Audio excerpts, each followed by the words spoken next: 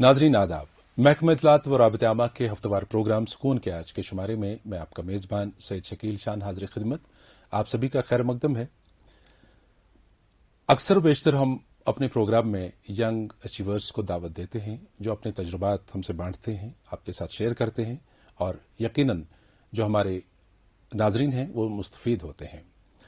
इससे पहले कि आज के मेहमान से मुतारिफ करें आपको, मैं आपको बताना चाहूँगा कि हमारा जो सुकून प्रोग्राम है ये एफबी पेज जेके इन्फॉर्मेशन पर आता है। वहाँ पे ज़रूर इसको लाइक करें, कमेंट करें और अपनी आरा से नवाजें। इसी तरह से यूट्यूब पर DIPR-JK के नाम से ये वहाँ पे आ जाता है, उसको सब्सक्राइब करें, आप कमेंट करें, ज़रूर अपनी राय का इजहार करें। ट्विटर हैंडल हमारा @DIPR-JK। तो आज के हमारे जो मेहमान हैं कश्मीर की बेटी हैं और कश्मीर से दूर बेंगलोर में अपना बहुत ही एक मुनफरिद काम अंजाम दे रही हैं। इनसे इनके तजुर्बात जानते हैं, इनके मुशाहिदात जानते हैं, इनका सफ़र जो ज़िंदगी का रहा है कश्मीर से बेंगलोर तक, किन हालात में, किस तरह से, किस मकसद से रहा, ये जानने के लिए हमने आज मद्दू किया है अपने स्टूडियो में अजमत अली मीर को। अजमत, आपका बहुत बहुत खैर मकदम। शुक्रिया। आपसे शुरू में ये जानना चाहेंगे कि ये जो सफ़र है, जैसा कि मैंने कहा, कश्मीर से बेंगलोर तक, तो आपकी शुरुआती जो पढ़ाई है वो कहाँ तक हुई, कहाँ पे हुई है, और उसके बाद हम फिर बेंगलोर पहुंचेंगे। जी जरूर। मैंने अपनी पढ़ाई जो है वो कश्मीर से ही कंप्लीट की है। मैं प्रेजेंटेशन कॉन्वेंट स्कूल की स्टूडेंट रह चुकी हूँ जहाँ मैंने अपनी 12th स्टैंडर्ड तक की पढ़ाई की और उसके बाद जो है कश्मीर यूनिवर्सिटी के through SSM college of engineering जो परहासपुरा में है, उससे मैंने अपनी कंप्यूटर साइंस इंजीनियरिंग जो है वो कंप्लीट की। राइट। तो आपका जो फिर ये यहाँ से आपने मूव किया, जी, बेंगलोर आप गई, तो किस इरादे से आप गई और क्या मकसद था उसके पीछे? बैंगलोर मूव करने का इरादा तो एक्चुअली काम से बहुत डिफरेंट था। मेरी शादी के बाद जो है मैं बैंगलोर मूव हुई, लेकिन बैंगलोर जाते ही अपनी शादी के कुछ टाइम बाद ही मैंने वहां पे एक डिजाइन फर्म में काम करना स्टार्ट किया जी। और with in a couple of months, कुछ वक्त काम करने के अंदर ही मुझे रियलाइज हुआ कि ये एक ऐसी चीज है जिसको शायद मैं अपनी सारी जिंदगी तक नहीं कर सकूंगी और शायद सारी जिंदगी इसको करते हुए मैं एंजॉय नहीं करूंगी। राइट। तो वो एक रियलाइजेशन जो है बहुत जल्दी सेट इन हो गई एंड आई थिंक मैं बहुत खुश हूं कि वो रियलाइजेशन जल्दी सेट इन हुई, ना कि मैंने बहुत वक्त अपनी जिंदगी। तो राइट, हम अपने नाजरीन को सस्पेंस में नहीं रखना चाहेंगे। जो अंदर आपके अंदर एक शोला था, भड़क रहा था कि मैं कश्मीर के लिए कुछ करना चाहूंगी, तो वो कहाँ से जन्म पाया और आपके दिमाग में कैसे आया और क्या था वो आइडिया? देखिए, मैं हमेशा से अपने स्कूल डेज और कॉलेज डेज से ही एक काफी इन्वॉल्व रही हूँ ऐसी एक्टिविटीज में जहां मुझे लोगों से इंटरैक्ट करना, कुछ क्रिएटिव करना हमेशा से बहुत पसंद है जी। और उसके अलावा मैं अपनी कश्मीरी आइडेंटिटी को, अंग्रेजी में कहा जाता है wear it on my sleeve, तो मैं वाकई में उसको अपने I actually do wear it on my sleeve. मैं बहुत फख्र करती हूँ इस चीज पे। मैं अल्लाह की बहुत शुक्रगुजार हूँ कि उन्होंने मुझे कश्मीर जैसी जगह पैदा किया और आई थिंक ये आइडेंटिटी जो मेरे लिए है हर चीज से बढ़कर है और दिस इज समथिंग जो मेरे दिल के बहुत करीब रहा है। तो इंसान से कहा जाता है कि आप अगर किसी चीज में अच्छे हैं और किसी चीज को पसंद करते हैं तो वो चीज आप कीजिए और आप जो है जिंदगी में ऐसा काम करेंगे जिसको आप करते हुए खुश रहेंगे। बिल्कुल, क्योंकि अल्लाह ने आपको एक जिंदगी दी है, उसको आप जिए खुल के, किसी मकसद के साथ। बिल्कुल। तो आई थिंक ये दोनों चीजें मेरे लिए, द फैक्ट कि मेरा एक क्रिएटिव बेंट ऑफ माइंड हमेशा रहा है, एक ऐसा बेंट ऑफ माइंड रहा है जहां मैं कुछ नया, कुछ इंटरेस्टिंग हमेशा ट्राई करती रहती हूँ। मेरी जो रिस्क टेकिंग एबिलिटी है वो शायद थोड़ी ज्यादा है। थोड़े लोग शायद इस चीज को समझेंगे कि ये बहुत बड़ा रिस्क है। तो जाहिर सी बात है, यहाँ मैं थोड़ा इंटरप्ट करना चाहूंगा। जो रिस्क टेकिंग, ये जो टेंडेंसी होती है, इसमें मुझे लगता है, जहां तक मेरा जाती एक्सपीरियंस है, पेरेंट्स का काफी अमल दखल रहता है। तो जो आपकी बचपन की अपब्रिंगिंग हुई है, परवरिश हुई है, उसमें यकीनन आपके पेरेंट्स ने आप पर वैसा शफकत का हाथ रखा होगा कि आप ये चीजें कर पाएं। तो कितना रोल रहा आपके पेरेंट्स का? 100%। मुझे लगता है कि मैं अपने पेरेंट्स के बिना जो भी आज कर रही हूँ कभी भी नहीं कर सकती थी। एक तो नॉट जस्ट दी अपब्रिंगिंग जो उनकी हमेशा रही है, बट ऑल्सो जो हमेशा एक घर का माहौल और एक एटीट्यूड घर में रहा है कि मेरे फादर हमेशा मुझे बोलते थे कि जो भी चीज करो, no matter what you do, अपना 100% दे के करो। और हर चीज में उन्होंने कोशिश की, हर बार की वो चीजें हमें कराएं, वो चीजें हमें करने की के अपॉर्चुनिटीज प्रोवाइड करें। मेरे फादर और मेरी मदर दोनों ने मिलके बहुत सैक्रिफाइसेस उन्होंने किए हैं हम लोगों को इस मुकाम तक पहुंचाने के लिए। तो आई थिंक और अभी भी जो है हम लोग आज भी जो कर रहे हैं वो मेरे पेरेंट्स के सपोर्ट के बिना एब्सोल्युटली इम्पॉसिबल होता। जी, फिर जिंदगी का दूसरा फेज आपकी शादी हुई, तो उसके बाद उनका भी सपोर्ट रहा? बिल्कुल 100%। मेरे हस्बैंड जो हैं वो मेरे सपोर्ट सिस्टम ही नहीं, मेरे बेस्ट फ्रेंड भी हैं और मेरे बिजनेस पार्टनर भी हैं। तो हम लोगों का जो है, I think it's not just मेरे हस्बैंड बट ऑल्सो जो मेरे इन लॉज की फैमिली है, they are also extremely supportive. और हर चीज में, हर कदम में वो लोग भी मेरे साथ रहते हैं। तो आई थिंक फैमिली जो है बहुत इंपॉर्टेंट रोल प्ले करती है। मेरी एक फैमिली नहीं, मेरी माशाल्लाह 2 फैमिलीज हैं जिन्होंने दोनों ने हर स्टेज पे मुझे सपोर्ट किया। तो अगर आज मैं इस पोजीशन पे हूं या आपके सामने यहाँ बैठी हुई हूँ, इसके पीछे एक पूरी आर्मी है और वो पूरी आर्मी मेरी पूरी फैमिली है। जी, ऑलराइट। तो अब आते हैं हम इस फेज की तरफ। आप फिर बेंगलोर पहुंची, आपने फैशन डिजाइन का वो किया, तो उसके बाद जो आपके मन में था, मकसद था कि कश्मीर को रिप्रेजेंट करें, तो क्या आपने शुरुआती तौर पहले इब्तिदा में क्या किया वहां? देखिए, ये जज्बा तो दिल में था कि कुछ करना है और जो ये कॉन्वर्जेशन है इसको किसी तरह से जो है अपने हाथ में लेना है। जिस तरह से जो है यूजुअली कश्मीर के बारे में जब भी बात होती है तो या तो वो एक न्यूज रूम के डिस्कोर्स के जी होती है, या फिर एक बहुत टूरिस्टी पर्सपेक्टिव से होती है। एक कश्मीरी खुद अपने कश्मीरी नैरेटिव को आगे लेके जा रहा बहुत कम होता है, उसके मौके भी बहुत कम मिलते हैं अनफॉर्चुनेटली। तो ये चीज तो हमेशा से मेरे दिमाग में थी कि इस नैरेटिव को किसी तरह से अपने हाथ में लेना है। तो सबसे पहली चीज जो हम लोगों ने की वो ये थी कि एक छोटा सा इवेंट हम लोगों ने बैंगलोर में प्लान किया। बहुत सारे प्लस एंड माइनस के बाद इनिशियल प्लान उसको बहुत बड़ा बनाने का नहीं था, बट लोगों के सपोर्ट के साथ वो एक मैसिव इवेंट बना जहां पे 1000 लोग अटेंडेंस। ये कब की बात है? जी, ये 2018 दिसंबर की बात है जी। तो उस पॉइंट पे हम लोगों ने अपने कश्मीरी कल्चर को रिप्रेजेंट करने के लिए और कश्मीरियों को कश्मीर को एक्सपीरियंस, कश्मीर से बाहर एक्सपीरियंस करने का एक मौका देने के लिए एक इवेंट जिसका नाम कोशर साल था, वो वहां क्रिएट किया। ये इवेंट कंप्लीटली कश्मीरी सपोर्टेड था। कश्मीरी बिजनेसेस ने इस इवेंट को सपोर्ट किया, इस इवेंट को एक प्लेटफॉर्म तक पहुंचाया, इसको इतना बड़ा बनाया। इसमें हम लोगों ने कश्मीर से बहुत नामवर लोग, जो हमारे जरीफ अहमद जरीफ साहब हैं, मेरे फेवरेट पोएट भी हैं और मेरे दिल के बहुत करीब हैं, मेरे मेंटर भी हैं एक हिसाब से आप उन्हें कहें, वो हैं, उनको हमने लिया। अली सैफुद्दीन जो हमारे काफी अच्छे म्यूजिशियन हैं, मोहम्मद मुनीम हमारे काफी अच्छे म्यूजिशियन हैं, आबा हांजूरा हमारी एक बहुत अच्छी म्यूजिशियन है, रईस मोहिउद्दीन को और रेशमा अब्दुल रशीद जो हैं उनको, इन सब लोगों को हम यहाँ से बैंगलोर लेके गए। वहां पे हमने एक प्लेटफॉर्म इनके लिए क्रिएट किया। इनको तो प्लेटफॉर्म की जरूरत नहीं थी, एक कश्मीरी कल्चरल गैदरिंग किया जिसमें आफ्टर द 1980s पहली बार कश्मीरी मुस्लिम और कश्मीरी पंडित, क्योंकि आप जानते हैं कि कश्मीरी पंडितों की एक बहुत बड़ी कम्युनिटी जो है बैंगलोर में सेटल्ड है, वो पहली बार एक कल्चरल प्लेटफॉर्म पे साथ में आए और उन्होंने मिलके वहां पे उस इवेंट को एंजॉय किया। उसी इवेंट के साथ हमने खास कश्मीरी वाजे कश्मीर से जी वहां पे लेके गए थे, जो वहां पे कश्मीरी खाने का भी जायका लोगों को जो है दे सके।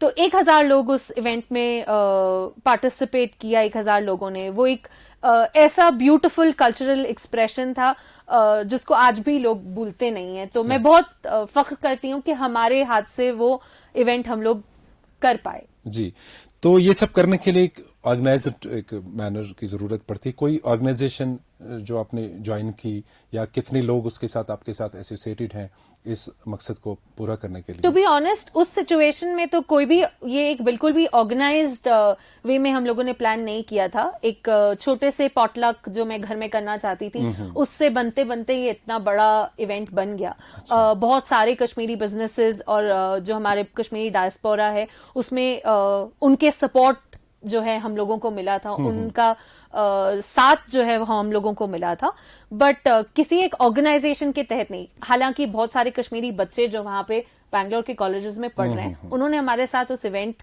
के टाइम पे वॉलंटियर किया। और उस टाइम पे तो हमारा कोई खास स्ट्रक्चर नहीं था, बट ये जो अभी हमारा सेटअप डेवलप हुआ है, उसकी बेस ये इवेंट हमारे लिए था। अच्छा, तो जो अभी आपका सेटअप बना है उसमें एक खास नाम अभी सोशल मीडिया पे भी काफी चर्चे में, सरपोश जी रेस्टोरेंट जो वहां पे है, हमने न्यूज में भी देखा आपकी स्टोरी। तो वो आइडिया कहाँ से आया और कैसे वो शुरुआत आपने की उसकी, और उसका भी क्या मकसद है कि एक जगह जैसे कि आपने कश्मीरी कल्चर को वहां पर रिप्रेजेंट किया एक इवेंट के थ्रू, तो ये आपको ये जगह मौजूद लगी उसके लिए कि यहाँ पे लोग आ सकते हैं, खाना खा सकते हैं कश्मीरी टेस्ट से, उसके बारे में थोड़ा सा जानना चाहिए। सरपोश, मैं हमेशा बोलती हूँ कि सरपोश का क्रिएशन जो है वो कोशर साल की ही वजह से हुआ, बिकॉज कोशर साल के टाइम हमने ये चीज रियलाइज की कि बैंगलोर में कश्मीरी खाने के नाम पे, या फॉर दैट मैटर कश्मीर से बाहर कहीं भी कश्मीरी खाने के नाम पे जो चीज मिलती है वो दूर दूर तक ऑथेंटिक नहीं होती है।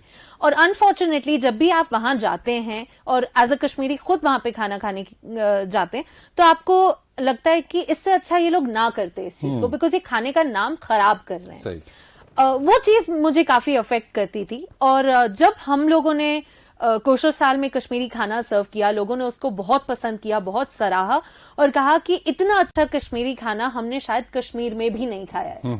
तो हमने रियलाइज किया कि हमारे पास एक ऐसा प्रोडक्ट है जिसको हम सिर्फ कश्मीरियों के नहीं, नॉन कश्मीरियों के सामने भी रख सकते हैं और उनको दिखा सकते हैं कि आप कश्मीरी खाने के बारे में बात जरूर करते हैं, बट आपको मालूम उसके बारे में बहुत कम है। आप रोगन जोश का जो एक्सपेक्टेशन आपका है, या कश्मीरी पुलाव का एक्सपेक्टेशन कि जी मीठा होता है, उसमें पाइनएप्पल होता है और चेरी होता है, वो बिल्कुल गलत है। वो एक मिसकंसेप्शन है। सिमिलर टू जिस तरह से कश्मीर के बारे में मिसकंसेप्शंस होते हैं, उसी तरह से हमारे खाने के बारे में भी मिसकंसेप्शंस है। तो उस चीज को जो है दूर करने के लिए हमने डिसाइड किया कि हम इस रिस्पॉन्सिबिलिटी को अपने सर लेते हैं और कोशिश करेंगे कि best taste of Kashmiri food हम प्रोवाइड करें लोगों को यहाँ पे। तो हमने 1 साल के लिए एक क्लाउड किचन मॉडल ऑपरेट किया, जहां पे हमारा सिर्फ एक किचन था जहां खाना बनता था और हम पूरे बैंगलोर में लोगों को डिलीवर करते थे। हम फूड फेस्टिवल्स करते थे जहां पर हम अपना खाना लेके जाते थे, ताकि हम लोगों को पहले तो आगाह करें कि कश्मीरी खाना क्या है, अपना खाना और उनको समझाएं कि जो आपका थॉट प्रोसेस है कि ऐसा होता है, ऐसा होता है, ऐसा नहीं होता है, दिस इज व्हाट द, ये असल चीज ये है। तो जब हमारी उस एफर्ट को लोगों ने सराहा, बढ़ावा दिया, तो हम लोगों ने अगला स्टेप जो है लिया। उस टाइम पे जो है मैंने अपना जॉब क्विट किया और इस चीज में फुल टाइम आ गई जी, फुल टाइम आ गई। और हम लोगों ने एक फाइन डाइन रेस्टोरेंट सेटअप किया बैंगलोर में, जिसका नाम सरपोश रेस्टोरेंट एंड टी रूम है। मैं उस जगह को रेस्टोरेंट नहीं बुलाती हूँ, उसको मैं एक एक्सपीरियंस सेंटर बुलाती हूँ।